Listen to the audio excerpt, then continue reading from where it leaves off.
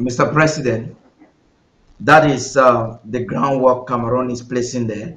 We'll get into Diongute's visit, but that's Bamenda that senior house slave Diongute visited, I guess, just yesterday, inaugurate what they are planning for ahead of elections. You've heard what is happening there from a corner into Bamenda, where an abandoned city would lead to the life of young people being lost, and now to an inaugurated solar system that falls down a few hours after its inauguration. And this is how Cameroon is scheming to deceive the world that they are in charge, controlling and enabling the people. Please talk to us. I don't know how many times you have to fool the people before you know that you cannot fool them again. So there is a point where you fool people, and you should understand that they have known that you are a deceiver.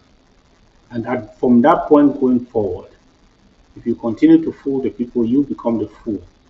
You become the laughing stock. So this is what I grew up to know, that anytime there's election, we used to call it Vaseline. They will go and take some caterpillars that we don't know where they come from. They just emerge like from the sky, from nowhere. Then they will come and grade the road. They will be clapping our hands. And then if that road they will grade it, take, brown earth. They will grade the brown earth, grade it from here to everywhere, and they say road. When you see that, even if you do not know the calendar, you know that elections are near. They will grade it, and then if possible, they can take some Vaseline and rub on the road. You know, they have a certain layer of tar that we used to call it Vaseline. They will go and take Vaseline and rub it, just spray it on the road, just spray it, just water it on the road. The thing will be looking like between black and brown. Then they go and say, "Yay, we don't get road." Then you never see them again till 5 years. That I grew up like that. I saw that a corner. That's a corner I saw there on the this thing. I grew up in a corner. I was selling in the corner market.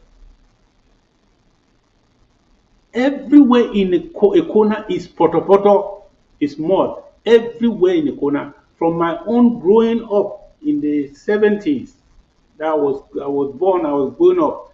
I only knew corner as poto, black poto. That you know the volcanic soil all over the place. Even if you see grass anywhere, if you go in there, it is mud. So those people were not sitting on the grass. They were not sitting on the earth. They were sitting on mud. And I see the way I saw the picture, it's after rain.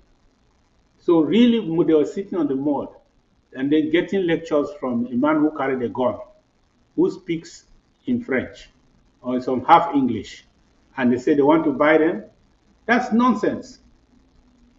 We have proven beyond reasonable doubt that we understand this problem. We have been deceived. If you are deceived once and you are deceived once, it's a mistake. You are deceived twice, then you are the fool, not the person who is deceiving you. So everything they are doing now is something is deja. We have seen it until we are tired.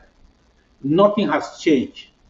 Any any town that you were born in, that you grew up, no matter what age you are, go there. Tell me what difference has happened. Nothing. Nothing. I was in the University of Calabar. I only visited Calabar 15 years after I graduated. I'm not saying that Nigeria has arrived. They have their own problems. But you know what? I was passing around where the house where I lived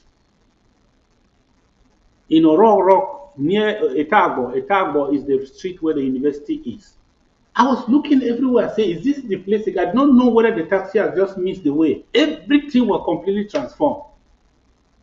That's the people. But go, you who were born anywhere in Amazonia, it has been 15 or 20 years. Go there and tell me what has changed. Nothing. Zero. So these people will come again and say, okay, now we're going to bring some caterpillar and throw some mud here and then do something here so that you can come and vote again. So I wanted to just say this thing to tell you that the people are not deceived. The fact that they don't have the power to say no when you tell them to sit on the mud, the fact that they don't have the power to to respond to you because you have the microphone and a man with a gun by your side does not mean that you are fooling them.